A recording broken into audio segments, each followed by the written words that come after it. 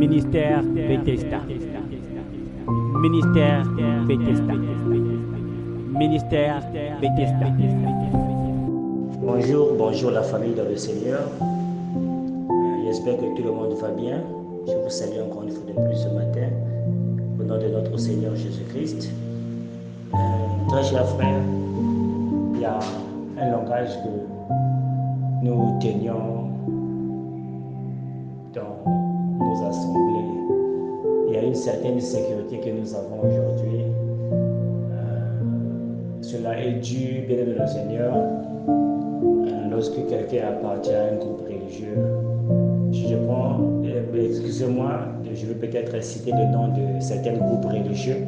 Ce n'est pas mal, c'est juste pour essayer d'éclaircir certains points que le Seigneur m'a mis à cœur. Lorsque vous allez chez les catholiques, excusez-moi pour nommer l'église de quelqu'un, ceux qui sont dans la foi catholique, ceux qui sont catholiques vont se dire que si tu n'es pas catholique, tu ne pourras jamais être sauvé.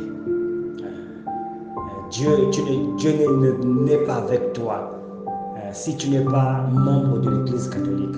Donc pour un frère qui exprime la foi de la manière catholique, pour lui, pour être sauvé, il faut être catholique. Pour que tu puisses être agréable, il faut être catholique. Alléluia. Et lorsque nous allons chez les protestants, ceux-là aussi utilisent le même langage. Ils se disent que nous avons la vérité. Nous, c'est nous qui avons le monopole de la parole. Les catholiques ne connaissent absolument rien. L'église de réveil ne connaissent absolument rien. C'est nous les protestants. Nous avons la vérité. Et si tu n'es pas protestant, tu n'as pas droit au salut. Alléluia. Et vous allez remarquer, bien aimé le Seigneur, toutes ces personnes-là basent leur foi sur leur groupe religieux. Alléluia. Et lorsque nous allons même chez les églises de réveil aujourd'hui, nous allons dans les églises de réveil, ce langage est aussi tenu. Alléluia. Parce que quelqu'un est peut-être dans une église qu'un pasteur a prêché, a créé. Alléluia. Il va se dire que si tu ne fais pas partie du ministère de tel homme de Dieu, tu es perdu. Tu n'as pas le salut. Alléluia. Ils disent que si tu ne crois pas la manière dont nous croyons ici dans notre église, si tu ne crois pas le message que notre pasteur prêche, parce que lui il a la vérité, c'est Dieu l'a rencontré. Alléluia. Les autres là n'ont pas eu salut. Et lorsque vous allez même chez les branhamistes, les gens qui croient le message de Branham, ce n'est pas pour parler mal du prophète Branham. J'ai de l'estime pour passer du l'homme Branham. Et je crois à ce que Dieu a exprimé dans sa vie. Mais c'est pour dire aux gens qui croient à ce que Branham a dit. Et ils croient avoir le monopole de la parole. Ils se disent que si tu ne crois pas au message de Branham, tu es perdu. Si tu ne crois pas au message de Branham, tu n'as pas de salut. Alléluia. Chaque groupe religieux tire la couverture de son côté. Je répète que chaque groupe religieux tire la couverture de son côté. Alléluia. Pour dire que nous, c'est nous que Dieu a choisi. Les autres là n'ont pas Dieu. On va chez les autres aussi, chez nous. Si tu ne crois pas au message de tel homme de Dieu, tu n'es pas sauvé. Alléluia. Et pour être exaucé par Dieu, il faut aller dans cette assemblée-là. Alléluia. Bien-aimé le Seigneur, c'est une erreur. C'est un mensonge de la part du diable. J'ai dit à un frère ce matin, si c'est de la manière dont tu crois, tu dois changer ta manière de croire. Aucune église n'a le monopole de la parole. Aucune église n'a le monopole du salut. Si tu mets ta foi dans une église ou bien dans ton pasteur, bien-aimé, tu ne seras pas sauvé. Alléluia. Je le répète. Le salut se trouve en Jésus-Christ. Alléluia. Je répète, le salut se trouve en Jésus-Christ, le Fils de Dieu. Et c'est qui Jésus? Lisez Jean chapitre 1. C'est qui Jésus? Lisez Jean chapitre 1. Il était la parole faite et chair. Il a dit aux pharisiens, si vous ne croyez pas en moi, vous mourrez dans vos péchés. Parce que les pharisiens, les sadducéens et les hérodiens, eux se disaient qu'ils avaient le monopole de la parole. Que si tu n'es pas membre du synagogue, tu es perdu. Voilà la parole faite et chair qui est devant eux. Jésus leur dit, si vous ne croyez pas en moi, vous mourrez dans vos péchés. Et c'est la même chose que le Seigneur dit à quelqu'un ce matin. Si tu mets ta foi dans ton église, dans ton pasteur, dans ton assemblée, parce qu'on vous donne des uniformes que vous portez, parce qu'on t'a donné des grades à l'église, parce qu'on a donné une position à l'église, la colère de Dieu va t'avoir de frapper. C'est une colère qui va s'abattre sur le fils de la rébellion sur cette terre, même le Seigneur. Le salut se trouve en Jésus-Christ. Lorsque l'évêque éthiopien était en train de lire le livre d'Ésaïe, si je ne me trompe pas, en route vers Jérusalem, je crois, et lorsque Dieu prend Philippe qui l'amène en l'esprit, qu'il va rencontrer l'évêque éthiopien, il dit, tu sais de quoi tu lis? Il ne connaissait pas. C'est qui l'agneau?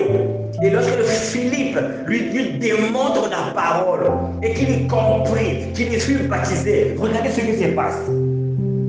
Philippe n'a pas pris l'évêque éthiopien pour l'amener à Jérusalem, pour dire que viens avec là où il est bien, là où se trouve Jean. Non, il a baptisé et il a laissé partir. Il était en Jésus, il était sauvé. Alléluia. Bien-aimé dans le Seigneur, c'est une erreur, c'est un mensonge de la part du diable. C'est une erreur. C'est un mensonge de la part du diable. Vous allez voir même dans le ministère du Seigneur Jésus-Christ.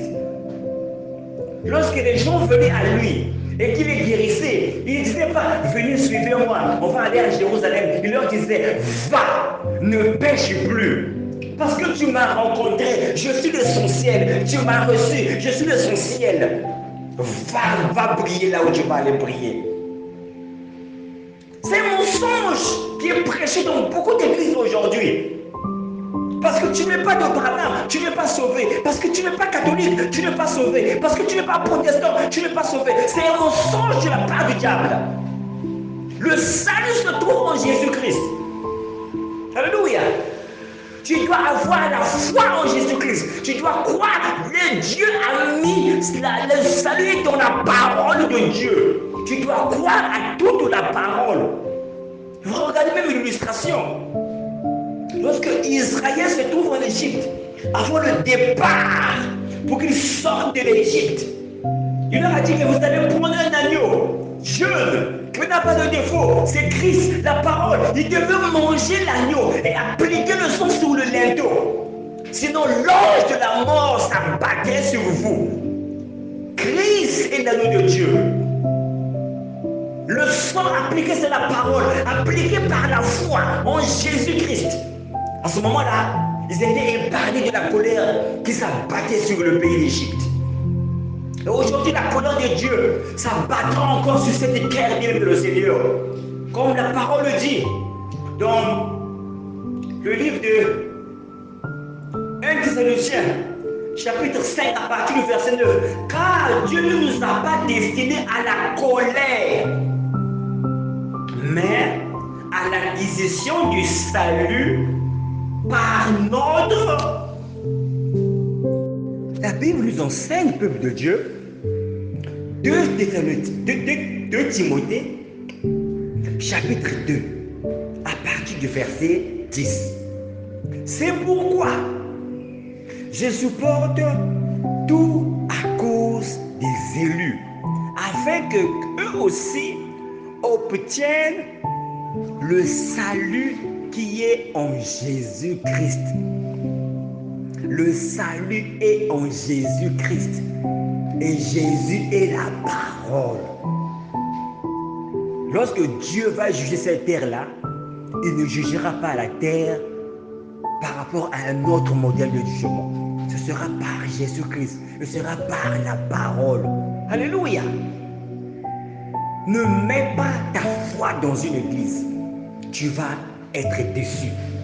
Ne mets pas ta foi dans ton pasteur. Tu vas être déçu. Aujourd'hui, toutes les églises qui réclament avoir la vérité, partout il y a des chaos. Partout il y a des chaos. On voit chez les catholiques des pédophiles, des homosexuels. On voit chez les protestants, c'est la même chose. Même dans l'église qui se dit protestante, même dans l'église qui se dit église de réveil, on a les mêmes chaos partout. Dans toute l'église, il y a le chaos. Même ceux qui se disent, nous avons la vérité. Nous sommes les églises de réveil. Nous avons la vérité, nous sommes éclairés. Vous allez voir ces pasteurs couchent avec le sort de l'église. Vous allez voir, il y a des chaos, des problèmes d'argent par-ci par-là, des escrocs par-ci par-là, bien de le Seigneur. Le salut se trouve en Jésus. Et Jésus est la parole. Nous devons avoir la foi en Jésus. Nous devons avoir la foi dans la parole de Dieu. La parole ointe, la parole révélée. Israël était seulement épargné lorsqu'ils avaient mangé l'agneau. Et tout ce qu'ils ne mangeaient pas l'agneau mourait. Parce que est-ce que quelqu'un peut se dire, ah moi je suis israélien, moi je suis de la tribu de Lévite, je n'appliquerai pas le sang. Moi je suis Lévite, nous avons le sacerdoce, il mourrait s'il n'appliquait pas le sang. Moi je disais que moi je suis la tribu de Ruben, nous on n'applique pas le sang, nous sommes de la tribu de Ruben, nous sommes de la tribu de Manassé, nous sommes de la demi-tribu de Manassé, nous sommes de la tribu de Siméon, tout ça, ils devaient être frappés. La condition sine qua non qui était la condition pour sortir de l'Égypte, pour être épargné par l'ange de la mort, c'était de manger l'agneau. C'était de manger l'agneau. C'était de manger l'agneau. Ce n'est pas en se basant sur son titre. Ce n'est pas en se basant sur sa position familiale. Ce n'est pas parce que ton père est pasteur, ou ta mère est pasteur, ou ton père a eu une assemblée, ou ton père a un ministère. Tu dois croire au Seigneur Jésus-Christ. Et l'apôtre Paul le dit, lorsqu'ils étaient en prison, il dit aux prisonniers, ceux qui gardaient la prison, crois au Seigneur Jésus-Christ, toi et ta famille, vous serez sauvés. Crois au Seigneur Jésus-Christ. Mets ta foi dans la parole de Dieu. Mets ta foi dans la parole de Dieu. Mets ta foi dans la parole de Dieu. Et tu seras sauvé. Si tu croyais de cette manière, et maintenant que tu as écouté tout ce message, tu dois te repentir, mon frère. Tu dois te repentir, ma soeur. Demander pardon à Dieu pour avoir accepté ces genres d'hérésie et de pouvoir mettre ta foi en Jésus-Christ. Jésus-Christ qui est la parole. Jean chapitre 1, au commencement était la parole. Cette parole était faite de chair. Elle a marché parmi nous, pleine de grâce. Pour ceux qui sont reçus, l'ont reçu. Il leur a donné le pouvoir de devenir enfants de Dieu. Non pas que ce soit la volonté des hommes, mais sur la volonté du Père.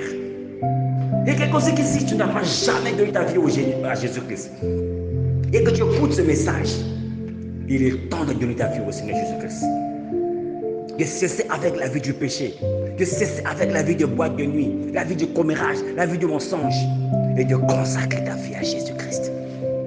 Que le Seigneur vous bénisse tous. Que le Seigneur vous bénisse tous. Amen.